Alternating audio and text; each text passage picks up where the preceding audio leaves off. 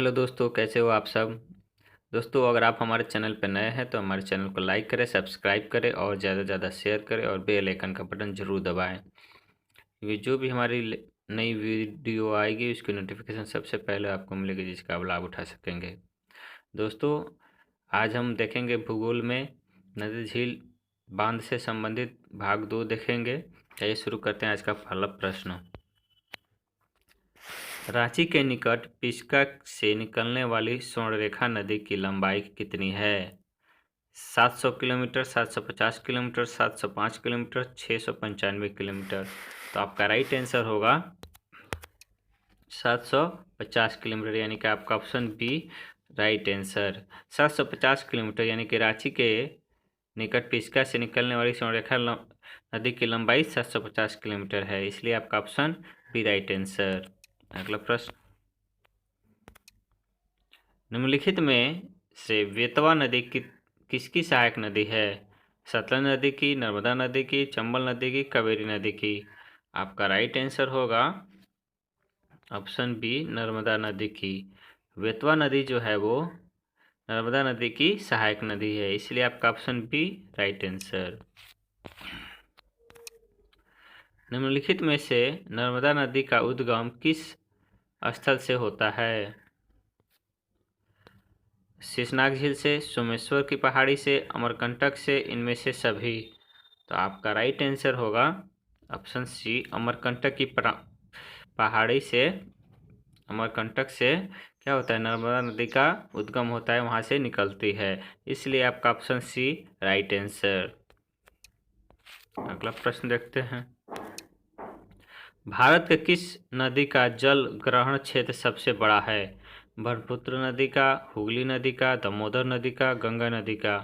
तो इनमें से आपका राइट आंसर होगा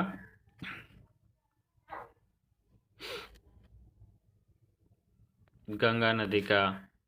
दोस्तों, आप सबको पता होगा कि भारत की गंगा नदी का जल ग्रहण क्षेत्र जो है वो सबसे बड़ा है, यानी कि इसका मैदानी क्षेत्र और तथा बहाव क्षेत्र सर्वाधिक बड़ा है, इसलिए आपका ऑप्शन डी राइट आंसर।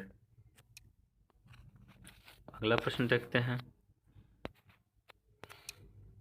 निम्न में श्रीनगर शहर किस नदी के तट पर बसा या स्थित है? बेतवा नदी के तट पर, झेलम नदी के तट पर, गंगा नदी के तट पर, इनमें से कोई नहीं। आपका राइट आंसर होगा झेलम नदी के तट पर। श्रीनगर जो शहर है वो झेलम नदी के तट पर बसा हुआ है, ठीक है, जो कश्मीर में स्थित है, इसलिए आपका ऑप्शन बी राइट आंसर। अगला प्रश्न देखते हैं। निम्न में से सुंदरबन का डेल्टा कौन सी नदी बनाती है? ब्रह्मपुत्र नदी, हुगली नदी, व्यास नदी, गंगा नदी। तो आपका राइट आंसर होगा ऑप्शन डी गंगा नदी। सुंदरबन डेल्टा का निर्माण गंगा नदी के गिरने से वहाँ पे विश्व का सबसे बड़ा डेल्टा सुंदरबन डेल्टा का निर्माण होता है, इसलिए आपका ऑप्शन डी राइट आंसर। अगला प्रश्न देखते हैं। निम्नलिखित में से दामोदर नदी किस नदी में गिरती है? हुगली नदी में, गंगा नदी में, कृष्णा नदी में, ए बी सी सभी। आपका राइट आंसर होगा हुगली। दामोदर नदी जो है वो हुगली नदी में गिरती है, इसलिए आपका ऑप्शन भी राइट आंसर। दामोदर नदी हुगली की सहायक नदी है, इसलिए इसमें हुगली में गिरती है, इसलिए आपका option A right answer. Jhelum नदी का उद्गम पीर पंजाल श्रेणी के किस स्थान पर स्थित है? श्रीनगर से, अमरकंटक से, वेदीनाग से, इनमें से कोई नहीं। तो आपका राइट आंसर होगा आपका ऑप्शन सी झेलम नदी का उद्गम पीर पंजाल के वेरीनाग से होता है। यहाँ से झेलम नदी कहाँ पीर पंजाल के वेरीनाग से निकलती है, ठीक है, इसलिए आपका option C right answer. Chambal, Betwa तथा केन किस नदी की सहायक नदियां हैं? नर्मदा नदी की, व्यास नदी की, गंगा नदी की, यमुना नदी की। आपका राइट आंसर होगा यमुना नदी की। बेतवा, चंबल और केन जो नदियां हैं वो यमुना नदी की सहायक नदियां हैं, इसलिए आपका ऑप्शन डी राइट आंसर। अगला प्रश्न देखते हैं। बूढ़ी गंडक नदी का स्रोत निम्नलिखित में से किस स्थान से होता है? नेपाल की पहाड़ी से, गंडक नदी से, यमुना नदी से, सोमेश्वर की पहाड़ी से। तो आपका राइट आंसर होगा सोमेश्वर की पहाड़ी से। बूढ़ी गंडक नदी का स्रोत यानी कि स्थान है, ठीक है। वो सोमेश्वर की पहाड़ी से बूढ़ी गंडक नदी क्या होती है, वहां से निकलती है, उत्पन्न होती है, इसलिए आपका ऑप्शन डी राइट आंसर। अगला प्रश्न देखते हैं। निम्न में खार्तूम में किन दो नदियों का संगम होता है? नील नदी का एवं श्वेत नदी का, ए और बी दोनों कोई नहीं। तो आपका इनमें से राइट आंसर होगा ऑप्शन सी, ए और बी दोनों, यानी खार्तूम में दो नदियों का संगम होता है, वो है नील नदी एवं श्वेत नदी। इन दोनों के मिलने पर खार्तूम में इनका संगम होता है, इसलिए आपका ऑप्शन सी राइट आंसर। अगला प्रश्न देखते हैं। निम्न में रुद्रप्रयाग किन नदियों के संगम पर स्थित है? यमुना नदी के, अलकनंदा नदी के, मंदाकिनी नदी के, ए बी और सी दोनों। आपका राइट आंसर होगा ऑप्शन डी, बी और सी दोनों, यानी कि रुद्रप्रयाग जो है वो अलकनंदा नदी और मंदाकिनी नदी के संगम पर बसा है, ठीक है। इसलिए आपका ऑप्शन डी, बी और सी दोनों राइट आंसर। निम्न में गंगा नदी का डेल्टा किस प्रकार का है? ज्वार नदमुखी, एक्चुअरी मुखी, ए बी दोनों, कोई नहीं। तो आपका राइट आंसर होगा ज्वार नदमुखी, यानी कि आपका option A right answer. Ganga नदी का जो डेल्टा है वो ज्वार नदमुखी है, जो आपका ऑप्शन ए राइट आंसर है, इसलिए आपका ऑप्शन ए राइट आंसर। अगला प्रश्न देखते हैं। किशनगंगा किस नदी की सहायक नदी है? झेलम नदी की, चंबल नदी की, बेतवा नदी की, इनमें से कोई नहीं। तो आपका राइट आंसर होगा किशनगंगा जो है वो झेलम नदी की सहायक नदी है, इसलिए आपका option A right answer. Kishanganga बहती हुई झेलम नदी में मिल जाती है।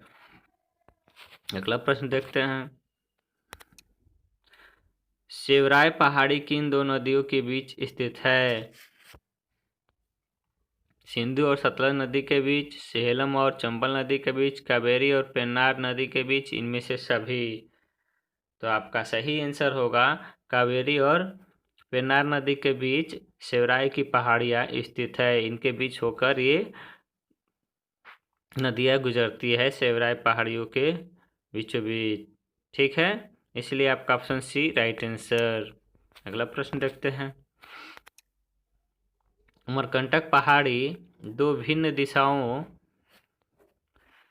पूर्व और पश्चिम एवं पूर्व में बहने वाली नदियों का स्रोत है, वो कौन सी नदियां हैं? नर्मदा एवं महानदी, कावेरी एवं सतलज, झेलम एवं ब्यास, इनमें से कोई नहीं। तो आपका राइट आंसर होगा नर्मदा और महानदी। अमरकंटक की पहाड़ी के दो भिन्न दिशाओं में पश्चिम तथा पूर्व की ओर बहने वाली नदियां नर्मदा और महानदी हैं, इसलिए आपका ऑप्शन ए राइट आंसर। अगला प्रश्न देखते हैं। वह कौन सा नदी है जिसका डेल्टा चिड़िया के पैर जैसा है? हंगाहो नदी, ब्रह्मपुत्र नदी, मिसिसिपी नदी, व्यास नदी। तो आपका राइट आंसर क्या होगा? ऑप्शन सी मिसिसिपी नदी जो है वो चिड़िया की जो मिसिसिपी नदी से जो डेल्टा का निर्माण होता है वह दिखने में डेल्टा चिड़िया के पैर जैसा दिखाई देता है, इसलिए आपका ऑप्शन सी राइट आंसर। अगला प्रश्न देखते हैं। गंगा नदी मैदानी क्षेत्र में किस तीर्थ स्थल के बाद प्रवेश करती है? बद्रीनाथ के बाद, बनारस के बाद, इलाहाबाद के बाद, हरिद्वार के बाद। तो आपका राइट आंसर होगा ऑप्शन डी, हरिद्वार के बाद गंगा नदी मैदानी क्षेत्र में प्रवेश करती है। ठीक है, हरिद्वार जो तीर्थ स्थल है उसको इसके बाद जो है गंगा नदी मैदानी क्षेत्र में प्रवेश करती है, इसलिए आपका option D Haridwar right answer. अगला प्रश्न देखते हैं। वो कौन सी नदी है जिसको प्रारंभ से अरुण नदी के नाम से जाना जाता है? पुनपुन नदी, गंडक नदी, कोसी नदी, इनमें से सभी। तो आपका राइट आंसर होगा ऑप्शन डी, कोसी नदी को। कोसी नदी को हम प्रारंभ से अरुण नदी के नाम से भी जानते हैं, इसलिए आपका ऑप्शन सी राइट आंसर। अगला प्रश्न देखते हैं। किस नदी को पौराणिक रूप से वशिष्ठ की कन्या के नाम से जाना जाता है? चंबल नदी को, घाघरा नदी को, कोसी नदी को, नर्मदा नदी को।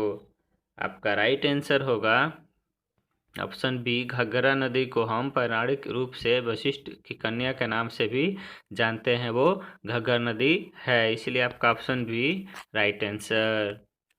अगला प्रश्न देखते हैं। निम्न में महानदी छत्तीसगढ़ राज्य के किस स्थल से निकलती है? सिहवा से, इंद्रावती से, सोमेश्वर से, अमरकंटक से। इनमें से आपका राइट आंसर होगा सिहुआ से। महानदी छत्तीसगढ़ राज्य के सिहुआ से निकलती है। ठीक है, सिहुआ जो है वो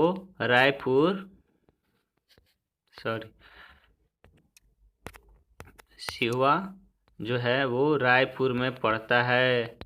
ठीक है, वहीं से वो महानदी निकलती है। छत्तीसगढ़ जो है का एक स्थान है रायपुर, वहीं से सिहुआ स्थान से महानदी निकलती है। आपका ऑप्शन ए राइट आंसर। अगला प्रश्न देखते हैं। अरपा किस नदी की सहायक नदी कहलाती है? महानदी की, कृष्णा नदी की, शिवनाथ नदी की, इनमें से कोई नहीं। तो आपका राइट आंसर क्या होगा? आपका राइट आंसर होगा शिवनाथ नदी की जो अरपा नदी है वो सहायक नदी है। ठीक है, शिवनाथ नदी की सहायक नदी कौन है? तो अरपा नदी, इसलिए आपका ऑप्शन सी राइट आंसर। अगला प्रश्न देखते हैं। छत्तीसगढ़ राज्य से प्रभावित होने वाली 5 नदियों के नाम बताइए। इंद्रावती, नारंगी, कोटरी, खसरदा, लालागर नदियाँ। गंडक, बूढ़ी गंडक, इंद्रावती, लालागर, किशनगंगा, व्यास, इनमें से कोई नहीं। तो आपका राइट आंसर होगा ऑप्शन ए, इंद्रावती, नारंगी, कटोरी, खरसदा, लालागर नदियाँ जो हैं वो छत्तीसगढ़ राज्य से प्रभावित होकर बहने वाली 5 नदियाँ हैं, इसलिए आपका ऑप्शन ए राइट आंसर। अगला प्रश्न देखते हैं। गंगा नदी का उद्गम किस जिले से संबंध रखता है? उत्तरकाशी जिले से, सिहावा जिले से, ए और बी दोनों कोई नहीं। तो आपका राइट आंसर क्या होगा? उत्तरकाशी जिले से जो है वो गंगा नदी का उद्गम संबंधित है, इसीलिए आपका ऑप्शन ए राइट आंसर। अगला प्रश्न देखते हैं।